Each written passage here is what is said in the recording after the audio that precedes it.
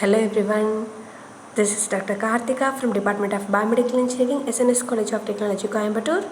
Today we are going to discuss about molecular imaging in biomedical applications. Okay, first of all, what do you mean by this molecular imaging? Visualization, characterization and quantification of normal pathological biological process at the cellular and molecular level. It is called molecular imaging.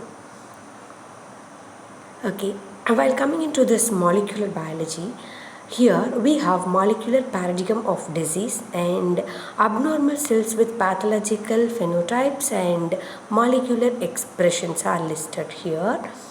And the representation of abnormal cells and molecular expressions are identified with the help of molecular imaging. See here, abnormal cells with pathological phenotypes, molecular expression and probes, ligands may be detected and allowed to diagnose, identification of targets for drugs and therapy planning, therapy response and therapy with labeled compounds. Here, the basic principle of molecular imaging is study of mechanisms of disease development and progression, reduction and activity of receptors and pathways, and also we have some clinical applications like understanding pathophysiological mechanisms, diagnosis and staging. Okay, in a translational research, we have two types. One is preclinical, another one is clinical. In preclinical, molecular target identification, development of ligands, experimental or preclinical evaluation are done. In clinical, we have imaging humans validation, approval by regulatory agencies and clinical applications are there.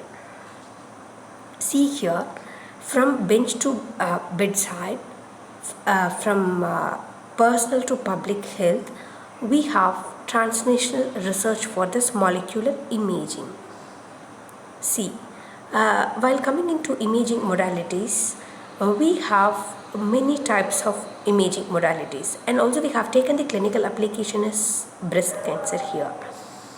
Okay, while coming into this imaging modalities, we have optical systems, nuclear medicine, PET, SPECT, MRI, ultrasonography and computer tomography, CT.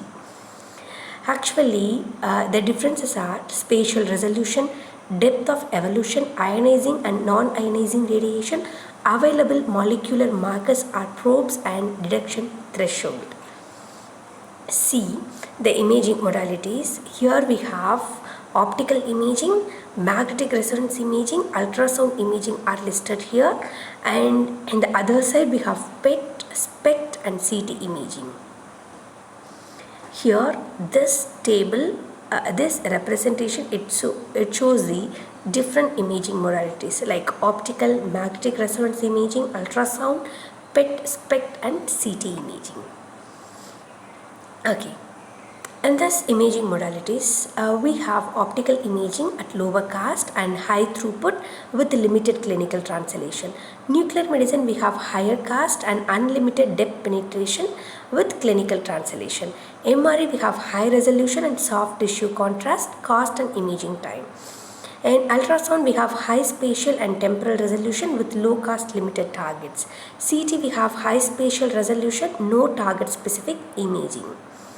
Spectrum of wavelength, here we have low energy to high energy. From low energy side we have MRI and high energy side we have CT and NM, and we have in between we have optical. The energy band differs from infrared to ultraviolet. See here, in optical imaging, see the green fluorescent protein and reporter gene. See the CCD camera, charge coupled device camera output for optical imaging. And we have examples for SPECT and PET. SPECT, we have 140 kilo electrovolt, while coming into PET it is 511 kilo electrovolt to 511 kilo electron volt.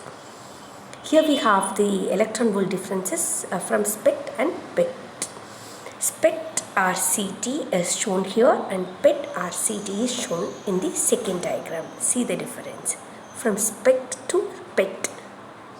And we have PET, which is more greater than SPECT because the spatial resolution, temporal resolution, sensitivity and cost are affordable. And molecular imaging requirements, we have imaging equipment, target selection and development of imaging probe or tracer. See here, while coming into molecular imaging, the main and primary application we have listed here is breast cancer.